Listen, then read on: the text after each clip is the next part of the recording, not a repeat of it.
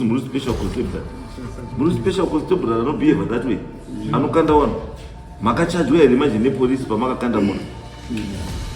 Makakanda moto mukakwadza munhu. Were you charged? Were you charged?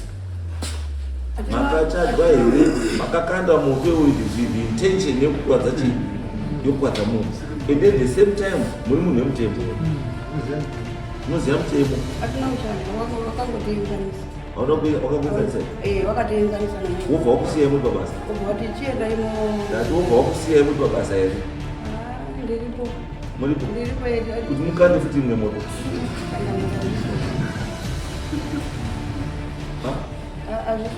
Yeah, you need to know why we check it up. Let us say police force. Wafuna maintain order. And do consider disorder. Even when you don't be front of check it order. Why? Unofana umira mbele. Wozu unoyenya udize kuti muite mupolisi. Vadiva vateereri, Kunashe Studios inokuigirai nyaya dziri pachena, nyaya dzechokwadi dzisina tsvete, dzisina kuwedzerwa, idzo dzanosangana nadzo pakurarama kwedu kwemazuva ese. Zvikuru sei kana uri mutsva paplatform ino, baya zvako kabhero ako kuti usubscribe urege kuzojambwa nedzimwe nyaya itsva dzinenge dzatisvikira nedzinenge dzauya pakati pedu.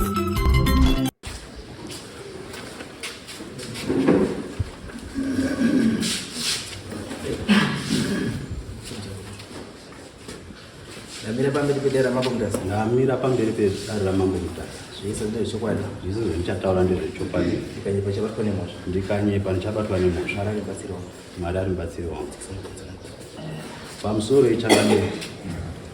Ndinomirawo pamberi pedare ndichida kutaurawo nezvekurohwa kwaamai wangu musi wa10 August.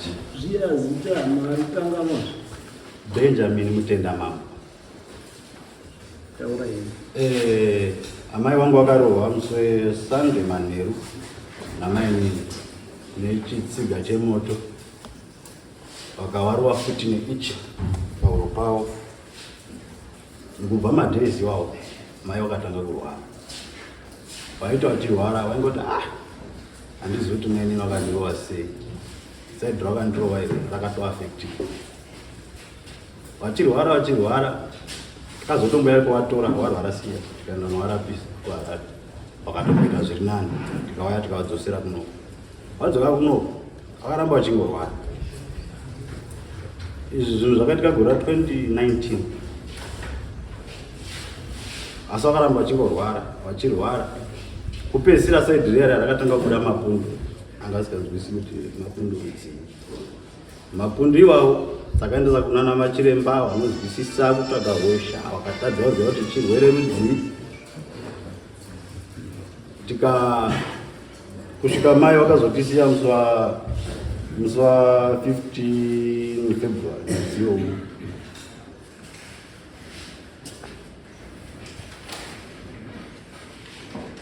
Ndo mamiri akaita nyaya yangu. Kaza musi wa15 February. But nyaya yako kana something chisiri. Because makawerengera. One. Because munhu kana arohwa kapa pane zvinhu two. It's either common assault kana kuti GBH and kana yatongowa GBH yabuda chi medical report. Then kana yaenda aita medical report yakuenda kuMajor Street yononika degree ye-injury. Then kana paine compensation or whatever zvinofana kuitwa zvoitwa. Kana riri kuti munhu ari kuendeswa kujeri, munhu oendeswa kujeri. Kana munhu achibhadhara fine, munobhadhara fine. But now check, makagara mai vakakuwara kusvikira mai asvika pekudi kukushaya. But musina zvamakaita. And because right now what it means zvazvokuti kana wakuitanga nyaya izvozvo zvakutaura kuti bhodhi yamai yako yakufanira kuexhuma yoenda kupostmortem kuti paite determination yekuti mai wakafanei, kuti chakauraya mai yanga iri kozi yekuti akanga akadii akarohwa, ndiye kurohwa here, ndiye kurwara here, kana kuti ndeichi. Because pakangoitika zvinhu maifanira kunge makaenda kumapurisa, makaita police chief report. But isusu zvatoziva ndezvoti right now padeath certificate pakambozi cause of death chii. ndipindure mama. Yes. Kunyaya yekupolisi takaenda, ndakatoti mama endai kupolisi. Wakati saka ndovhurisa dhokete rikati ai umwe munoti zvoda kuti tiyananiswe bhozi vanhu vanogara mushamwe chete. Toda kuti tiyananiswe bhozi iyo vanoshanda vari department reneighborhood. Ngati iyo semunhu anoshanda nemapurisa anokwanisa kutsiurika kuti zvaita izvi hazvidini, hazvitenderwi pamutemo. For sure zvikaitika saizvozvo vakati zveshuwa takakanzirwa nemapurisa. Ndobva vakazodini vakazoenda kuchipatara. Kupolisi vakatoenda. Patikazwa kuna ruzo iwewe ndiwo wakumutsa nyaya, asi muridzi wenyaya uri nyaya nemwingina wangu yakapera. Because the fact yekuti wakaenda kumapurisa wakakanzelewa, handiti kumapurisa wakabuda imomo wakwirirana wakaita nasorisori, handiti. Saka izvo what is the problem? Chatinofunga kuti nyaya ingatisumudze futi. Chaitoti nyaya tisimudze changamira. Inyaya yekuti mai wangu wakasvika pakuzorora achingoti marwirwe ndakaitwa zaidi handizivi kuti chii chakapinda munyama yangu. Then inini ndanyaenda ndakati yapera, but pane zvinhu zvotata kubvunzanawo sevana pamwe kuti nai munyina njiwa dzakafamba sei, pane njiwa dzadziripo tichibvunza munin'ina wangu mwana mai dzaidzi dzakatengeswa nemunin'ina idzi.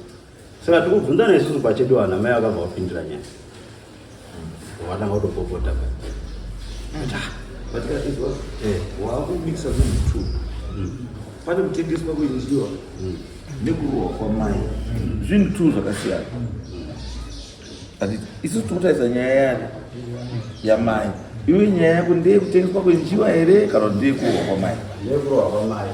Saka ngatitambe neipi neiyoyo yekurohwa kwamai, kuti iwewe uri kuti iwewe mai wakasvika pekuti kufa uri gunun'una, handiti ndobva ndati chinhu chausina kundibvunza, chausina kundipindura, ndati death certificate takati cause of death chii?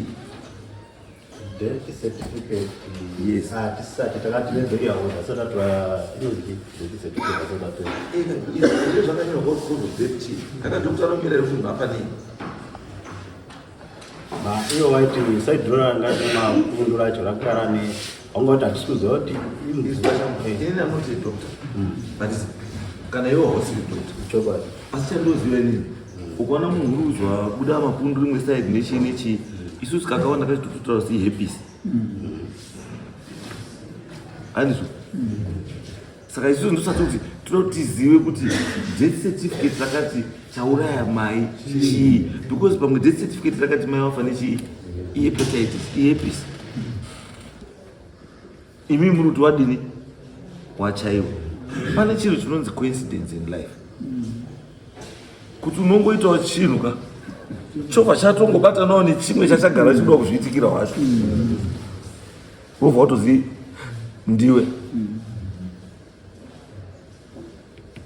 Because ini ndanofunga kuti nyaya yako iyi yanga iri kuti mai kuru, mai nini wakarohwa sisi, ndopa ndanofunga ndopa nenyaya yahombepa. But manje iwe wazoenda further than that, kuti pamusoro pekurohwa sisi, sisi wakasvikira pakufa. So in other words you are saying munhu akauraya mai wako, munin'ina wamai wako akamuchaya, ndizvo here? Inini handibatsiri, iwe tanga unitaura kuti ndizvo here zvauri kutaura, kuti uri kuti here mai inini ndo akauraya baba, ndio akauraya mai. Because kana uri kutofunga ka uri kuti mai ndiye akarohwa chii, mai inini ndiye akauraya mai, then it means that really think this is a jurisdiction. Because Paudama investigations are open police because it becomes a criminal case. Yato made. And it can I see the murder? Can I go to the land and yakaupi homicide? Don't go to child. And saka zvinhu zvakuda kuti tishiriendese nyaya yacho painofanira kunge idii ichienda. Kana munoti kuchiwanuka kana kune zvimwe zvomakusangana nazvo zviri maeringe nekufa kwani kwamai, then tochitaura kuti aiwa chiitai so kuti mudii mubatsirike. Anditi chimogara ako pasi mai nini Nikore changa madare. Ini ndinoitwa Emily Yaboko. Nhoroondo yangu chambotidzoke ibishana kuti isvike yai papa.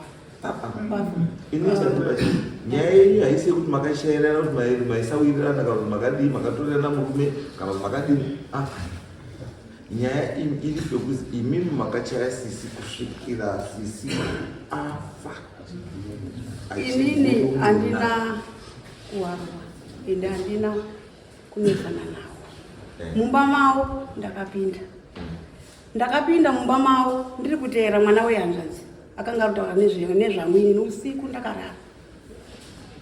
Maringe nemwana wangu watizisa waienda kochengetesa, saka pane kutaura kwangu kuti wachiisa inini. Saka ini ndakazozwa kwakuzi mai nini uyo haana mhosva, ndimai wemwana iyena akanga atiziswa ari kubvunza mwana wake. Ini ndakamuka ndakaenda kumba kwamai guru, ndakasvika ndikapinda ndakanangana nemwana wehanzvadzi yavo anga rutaura nezvangu. Pendakasvika nini ndikati dambudziko rako ngerei, wakabva asimuka. Saka kakusimuka kake kaakaita ini ndakafunga toda kuti ndiataka mwana. Akati iwe ndinokunyara iwewe. Saka ini ndakasimudza chigusaini vandamukandira vachinzvenga. Tapedza vandatobuda panze ndakatanga kuchema ndikudeketera kuti mwari dambudziko rangu ngerei. Wanhu ava ndakarara ndabva kohodha mabhanana totaura nezvangu kuti ndizodaro nyaya yenyu maprevious anga ari masuro kuti waingondipumha waidini pafama iwavo uyu wakauya padhiwo pangu anonesana nezvenjiwazvo. Akati iwewe ndiwo hama yedu nemuning'ina baba uchauraya futi. Ndakaenda kwasabhuku ndine tsamba ndanyorerwa kwasabhuku yekuya kudare kuno kuichi. Tasvika kwasabhuku wakabvunzwa akati wakamuchaya. Nyaya yekuti ndakamuchaya ndipo pandakatanga kutoizwirai. Asi kumba kwangu kutaura kuti wakaya muning'ina wakaya mai wangu iyo chikwasara baba vandaenda kwasabhuku. Saka ndiri kwasabhuku ndikati regai ndizisa varume iwo bwanditangira kuya kuno. Dzokai panyaya yedu. Makachaya. Handina kuchaya ba. Chigusa chandakakanda inini. Komana wacho ndakakandira wakanzvenga. Handina kuti makakanda chigutsa here. Ndati makachaya sisi. Handina kuchaya sisi. Hamuna. Handina.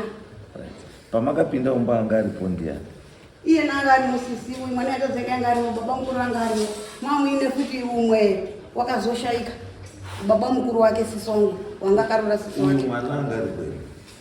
Wana wangu vari kuharara. Wakazotaurira mai yacho vataenda kukembi.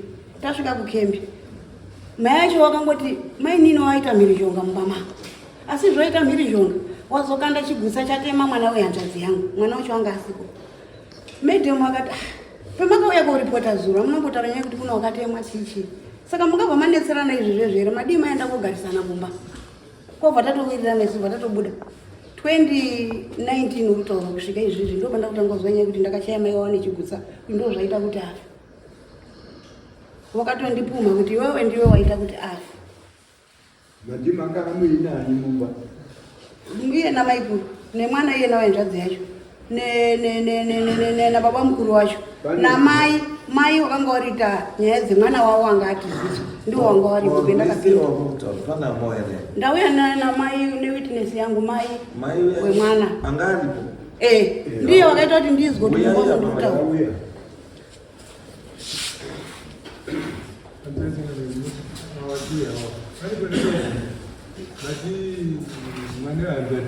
Wakanzenga.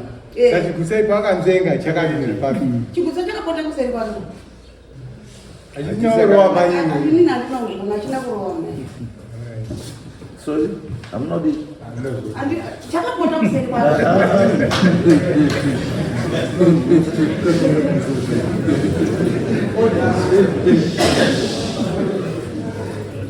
mati hamuna kuti inini zvekuti chigusa chakarova maikuru handisi kutendedzana navo. dzokorai mati hamuna kuti chigusa uinda mukandira wakachingenga chikaenda kumberi kwombo maikuru anga ari pasaidi vaka wanga wakagarisana mumba imomo moto wakadzima zvakati tsvasa vanhu vakabva kutizisa monga kuma-12:10 saka handiti imimi chokwadi ndechekuti hamusiziva chigusa chanzvengwa chakachaya achina kurova mamuine rima kuma-10 saka hamuna isho makaona because mamuine rima asi makakana asi chigusa makadii makakana mbuya ndima muri kubaikandwa chigusa chokwadi avai chokwadi mbuya idonha mamuri kwadi Kana kuti inini ndakaitwa miureti madziro. Inini ndakaenda mumba meawa ndikutera mwana wangu akati form 5 wanga watizisa mumba mekwa mutenda mwana. Ndatera mwana wangu akati form 5 wanga watora watizisa. Ndakaenda mumurume wangu. Ndasvika ndati wandoenda uya ndatera mwana wangu ndikumbura kuti ndisire mwana wangu kwamamuchengeta. Ndatera mwana wangu wechikoro. Saka tunetsana mumba muya. Ndopa babuda zitera uzi mimi mataurwa nani kuti mwana nyawo yakanaka ndimaipira kutaurira ere ndakati aina anotaurwa nini manyaenda ezwira kuti kumasindike kuchechi kwandaswera ndikumbura kuti mbudise mwana wangu saka pakatanga taudzana mba muya pakataura zita rawo ndipo kabvobva kwawo wasvika kwauya mukishiri muya kuchiri mamunhu andaiendesana naye mukwasha angatora mwana wangu saka wakabva vanhu vachigutsa vachibva vachipotsera kune mukwamba wangu kwamba wangu yabva ansvenga saka ndizozo chigutsa chemukuru usiku chakazorowani hanako ndati mhaiya wakatora chigutsa ndati chigutsa chakapotserwa kwarudo vatema mukwambo saka mukwambo akanzvenga chigutsa chii anzvenga chigutsa kuti ndizozoti chakarova munhu kana chinarowa here pava pandisikuziva tati tiri kuda munhu aruziva pakadonha chigutsa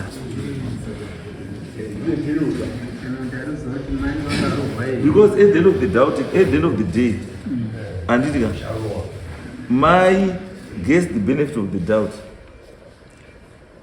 because ndima kuziva kuti chigutsa chakadonherepi saka uri kuti chakadonhera pandiri pachandikwadza saka imimi you cannot dispute the fact yekuti chakadonhera pana mai because mati kwachakadonhera amuna wamuchi kuchiziva saka mai wakutaurira kuti chakadonhera pandiri pachandikwadza saka you cannot say no imimi chamuri kuziva chete kuti makakanda chigutsa kuti chakapererepi saka kwachakaperera wakukutaurira kuti chakaperereno saka imuramba sei wakati chakaperereno wakutaura imamukuziya matamuziya cheikukanda badzi asi kwazvasvika hamuzviziva aruzviziva wati chii chakasvikeno saka maakuramba sei asi handiyo nyaya anyway in this case it's your word against his word but at the same time uyu angasipo iyese imimo ndimi muridzi wechinhu ya the perpetrator ndimi makakanda chigutsa saka in the event kuti munhu akakwara ndimi munofanira kunga muchibhadhara kukwara kwechinhu kwemunhu asi in this case munhu wacho akakwara anofanira kunga kuti pa-first hand information hapasisiri saka anotitaurira chokwadi kuti ndakachaiwa nechigutsa ndiani hapana because iwe wanga urwarari mumba wanga usimba saka iwewo mai ndi akazoya achitaura kuti ndadini ndarowa dai kwamama muri nditaura kuti mune ripoti pamakaenda kumapurisa makanonyorerwa tsamba yekuta kuti muridzi ningi wauya pano pamapurisa vachida kubatsirwa nenyaya yakati tagadzirisa nyaya iyi chakadai zvaimeka sense now but there's nothing saka chamuri chakungofungirana and ndandoti chinhu chafanira chatibatsira ichi i-death certificate inenge yakanyorwa cause of death certificate achadii futi haripo so zvakafanana nekuti iwe imi neni hatizivi chakauraya chii chatunguza nechekuti mai akabuda chii mapundu but the real cause yechii yedeath handisi kudii isusu manje kunokumanje zvotisiri madhokota tinoti kana iwewe uri kufila kuti you are aggrieved kuti mai ako hana kufa zvakadii zvakanaka handiti munofamba motaurirwa kuti mai akafa sei ari kudei chichikumunetsa because paakafa imwe hama yake besides iwewe yaaitaurira kuti ndakachaiwa ndo zvakonzera kuti ndirwari ndiani Tanga pana baba waripo wanga waripo pahondo iyoyo kaitika wanga vari mukicheni pakaitika hondo baba uyai ini kuna sekuru baba because chinobva chanetsa ndechekuti sei baba wakanga aripo paitika nyaya muridzi wemukadzi adhisaidha kunyarara wotuma iwe wanga usipo kuti umirire nyaya yausina kuona baba simukai baba uri uye kuno simukai baba wacho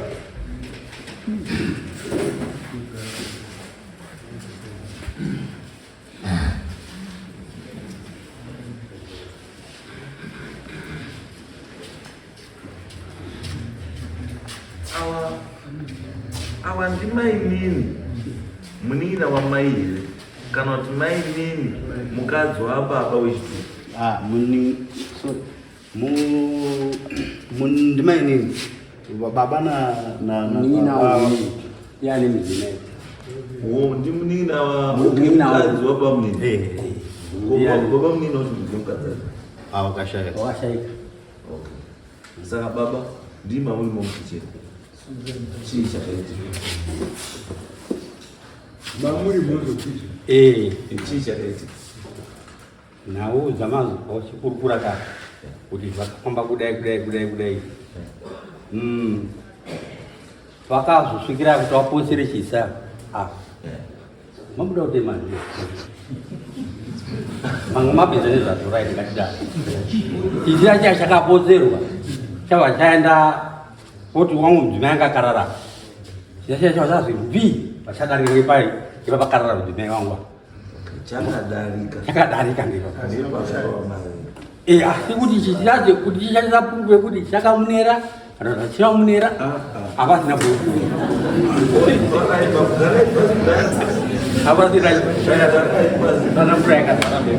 so issue yedu ndosaka ndataura kuti haisina value because muridzi akaitwa chinhu hapadi hapasina ndiye aifanira kunge autaura nyaya dzake kuti chokwadi ndakadai zvikadai saka imimi wacho baba mamurimo mati hamuna chamakaona ava mai wanga varimo wati hawana chavakaona arudzi akatema wacho ari kuti ndakandokanda asi chandikuziva nechekuti handina kutema mai ende chandiri kuti inini manje panonetsa manje inyaya yekuti imimi baba ndii mamuripo asi muri kuzviramba asi mwana wenyu wamaienda kutaurira ari kuzvibvuma saka mutaura here kuti baba imimi namai pamaitaura newana maitaura zvakasiyana nenguva dzakasiyana because mwana wenyu chatotanga kundishambisa ndechekuti magarire euku muchiunza mwana apa iye imimi muri mimba murume wemukadzi uyu mamuripo futi pakaitika chii nyaya moenda kogara mukati umu moti mwana anga ari harare asina chakaona moti uya ugara utaure nyaya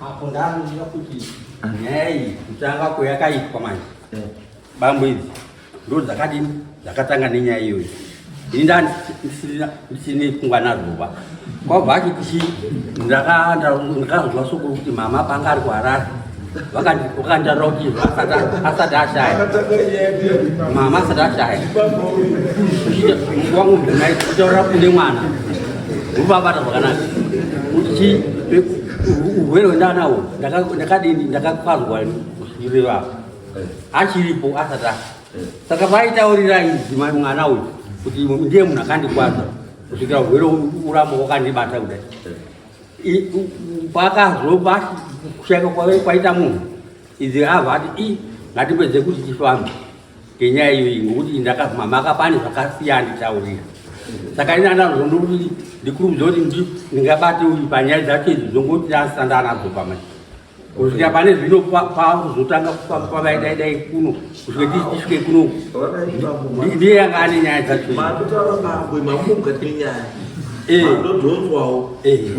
apo kudai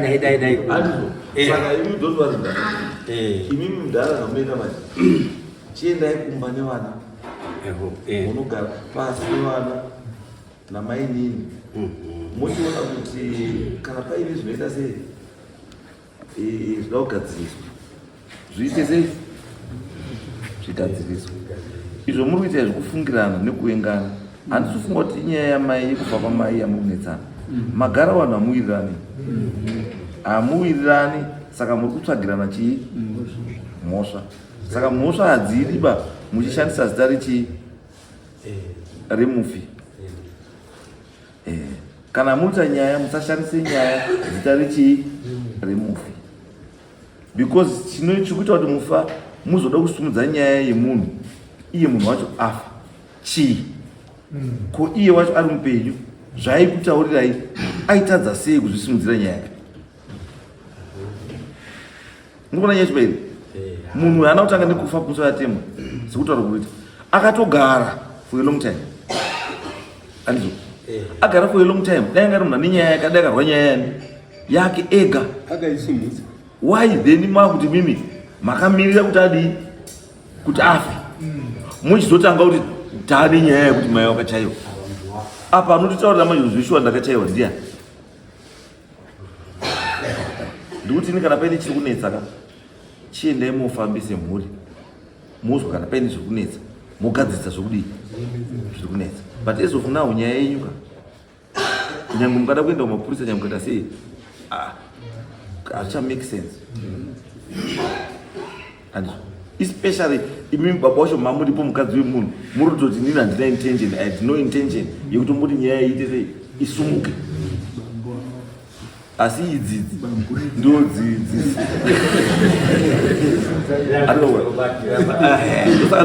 imimi newana chite sei chiendai mugare pasi muona kuti nyaya yakamira sei mubatana baba munini newamwe mhuri mugadzise marelations enyu marelations enyu semunhu anomira zvakadii zvakanaka munoengana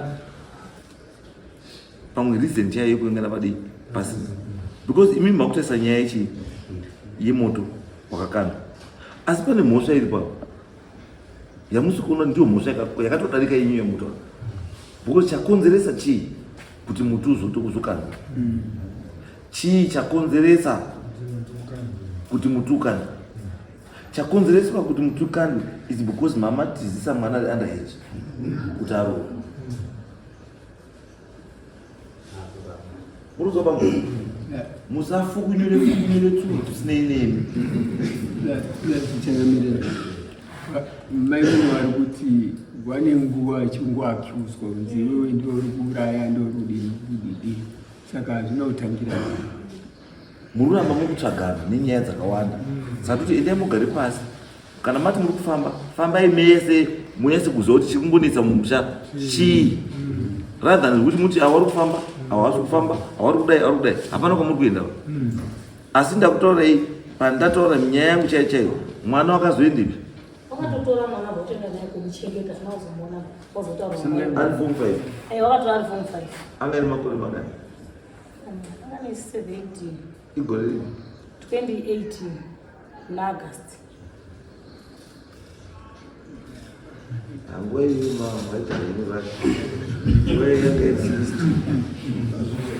yanga iri 16 years asi tikuti munofanira kunga muchidii munofanira kunga muchitoona handiti kuti musatarise tumwe tumhosva tudiki muchitadza kutarisa mhosva hombe dzamunenge muchita sei dzamunenge muchipana apa pane ishu yechi matizisa mwana handiti kutiziswa kwemwana ndokwakonzeresa chii kuti moto uzokandwa. Saka takuita ndiyo inozi chii root cause analysis yekuti chambokonzeresa kuti moto uzokandwe chii. Wakazvitaisawo futi wobva wazoona kuti 11 o'clock mainini mamakachanu makandogara makandoteerera kuti chii chiriwo next door ko mazwa zita renyu pamatobuda pamatomhanyayo manga muchakagareyo na 11 o'clock muri kumba kwenyu mamunyanya kudei imimi nambuya wemwana mamakaronga zvamamakaronga handiti kuti iwe ukauya ukapinda ukatanga nyaya yako ndozouya kokusapota. Musasoda nokaona mai garai mudzimba dzenyu rarai magumbezi enyu fukidzai musoro mapinda kana muzwa nyaya dzisinei neni makazoenda ka vamasvika vamakanda mumoto mamudamudziko ndimi here mamine mwana anga aroro handini. Saka nyaya yenyu chaichai vakaenda kukandira moto muridzi wemwana chaichai warorwa haanombokanda moto imi mouya koti moto mviriri ndikuti pataura zita ranu mama gara mbuya muine tunyaya twenyu mama kamirira nguwa manga muri kuimba kugara muri kushaya pano kushayawa nditi toko mama gara makazvironga uzambomuta kuti 11 o'clock mama kagara vamandozwa zita renyu koutokanda kutobuda koutokanda moto aiwa mbuya itai musha kaunhu kenyu ndatoona kasiraiti in as much as vanhu vasikabudi but mimi pachezvenyu kaunhu kenyu akasiri chii akasiraiti ende pamwe pachoka muri special constabulary muri special constabulary anobehave that way anokanda vanhu makachajwa here manje nepolisi pamakakanda moto makakanda moto mukakwadza munhu kai were you charged sungai were you charged makachajwa here makakanda moto with the intention yekukwadza chii yokukwadza munhu and at the same time muri munhu wemutemo munoziva mutemo atina uchajwa wakangotienzanisa wakakuenzanisa wakatienzanisa namai wobva wakusiyai muri pabasa wobva wati chienda imo ndati wobva wakusiyai muri pabasa here ndiripo muripo ndiripo kuti mukande futi imwe moto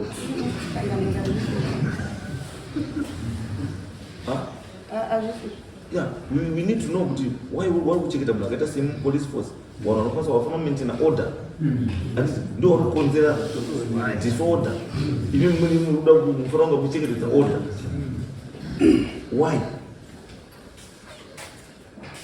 munofanira kumira mbuya because unhu hwenyu haudeserve kuti muite mupurisa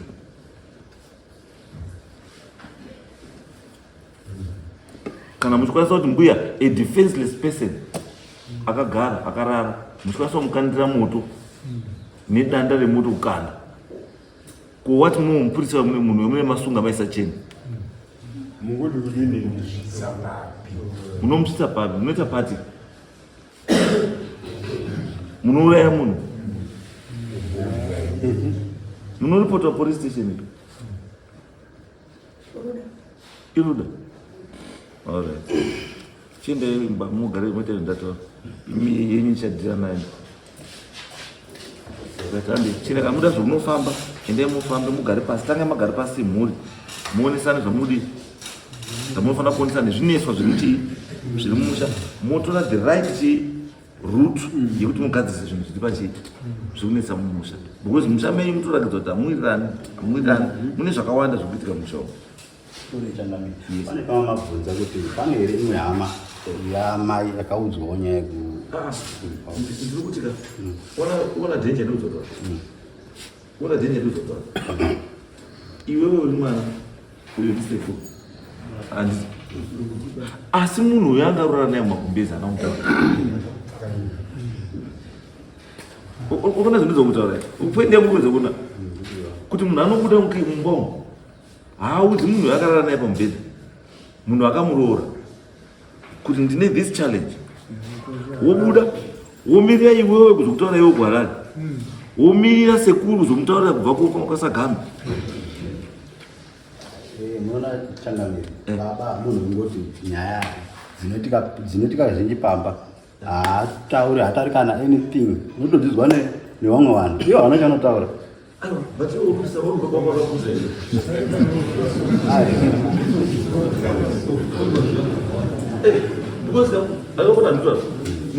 ndopatone musiyano wacho wako nababa. Iwe uri munhu ari confrontational, baba havasi. Iwe utoti kana ukandira moto ndokandirawo chi moto. Anditi asi baba uti kwakandirwa moto iwe nyarara.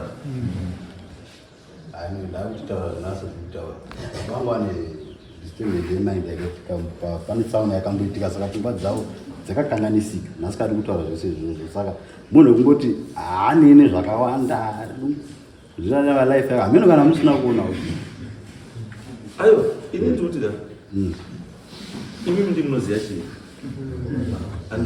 saka ndikuti awandiya ndisekuru saka sekuru fungai kutaura izvozvo andina makaudziwa nehanzadzanzi akakudza yani saka zvakakudza chiendei kumba nevazukuru nemukwasha wana unogara pasi notsvaga kuti chii chakauraya chii. Because musakadaroka there's no way yamunokwanisa kuti chakauraya ndeichi because already ndanga mukuna yaitwa wandoiswa ari munhu anditi ndatenda zvakanaka anditi uyu ataura kuti mai akamutaura kuti ndakachaiwa nechii ichi ndikachaiwa futi nechii futi chigutswa chakarohwa apa akarohwa asi vanhu vese varimo handiti warutaura kuti hapana direct conduct yakamboitika. Chakangoonekwa nevanhu vese chigutswa chakakandwa asi kuti chizikanwa chakaresta papi hapana rudi aruziva chakakandwa mai akarara amona zvinoitwa. Saka isusu don't want to rule out futi foul play futi handiti because uyu kawo haangatadzi kusapota uyu because uyu angaya kumusapota nenyaya yemwana wake angatorwa. Saka uyu there's no way angatadza kusapota uyu. Saka wanokwanisa kunga katotaura nauri ngatidii ngatinotaure zvakati handizvo. Saka umbo hwavo tangouzwa asi hatiutori.